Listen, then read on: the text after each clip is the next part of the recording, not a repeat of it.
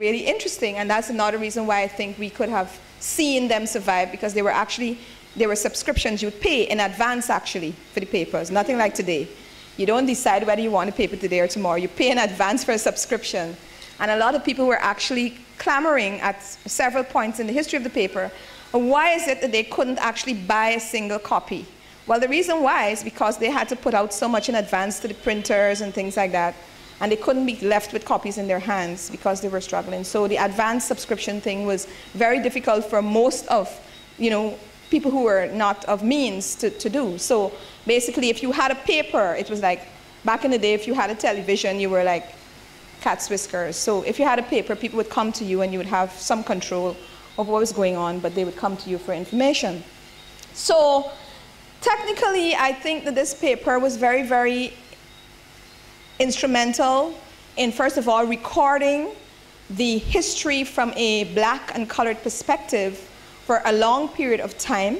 So we have that, and we need to look at this some more, because I have only begun to scratch the surface of what is really possible.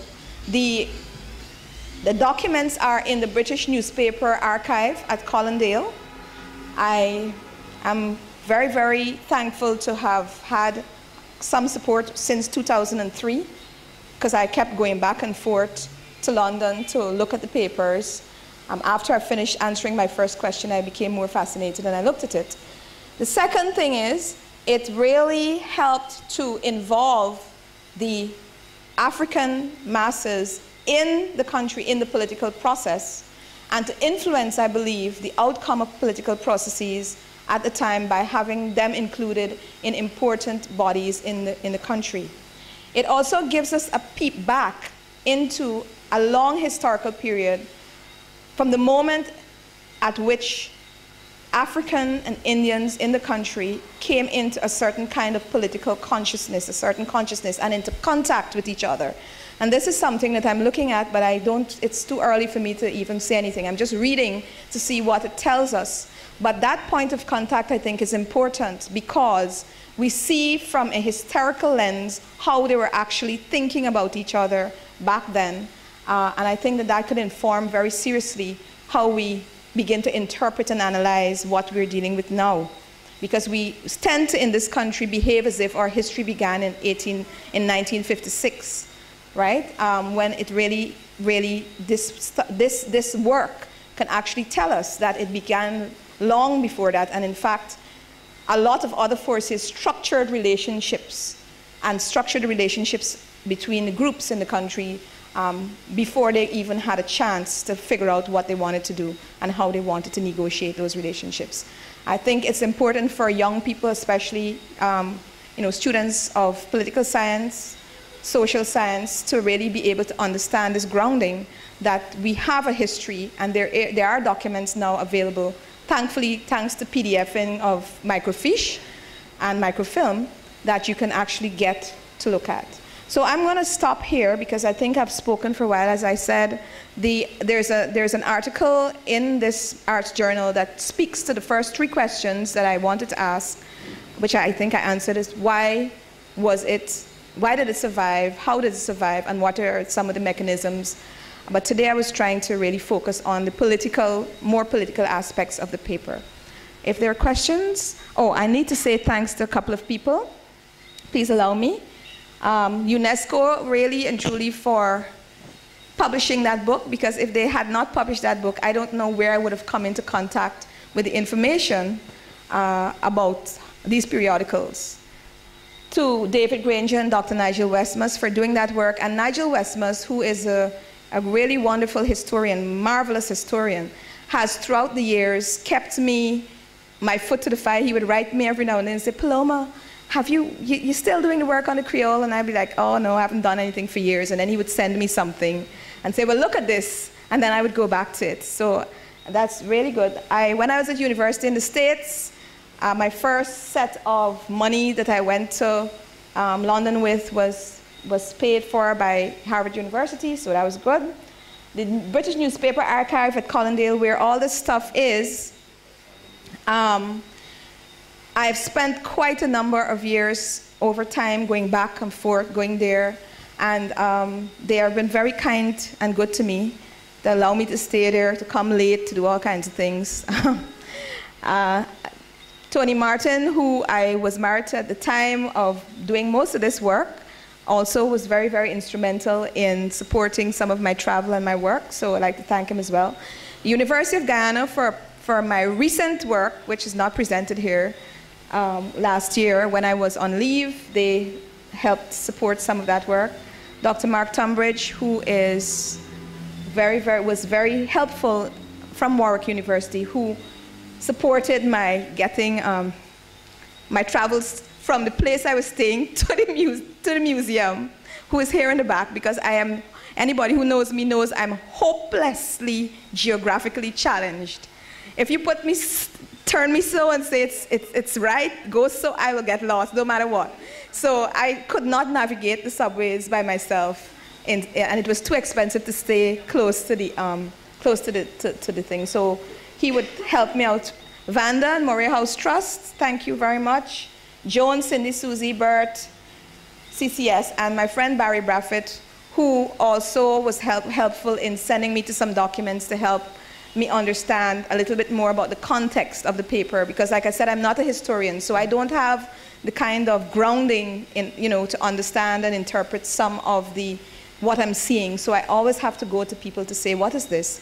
How do you think this played out? And they would send me documents and so on. So thank you, and thank you all, of course, for showing up. History is not a very popular, sexy topic, so the fact that you showed up this afternoon, I'm really grateful to you all. So questions?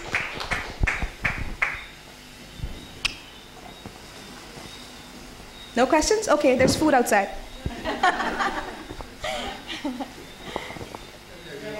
Yeah, comments, questions, anything.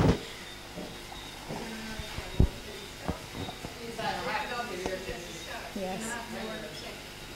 So Mrs. DeCaries is asking me if I will do more and if there are going to be more follow-up. Yes, because there are a number of things I'm looking at. For one of the things, yes, it is very preliminary, like I said.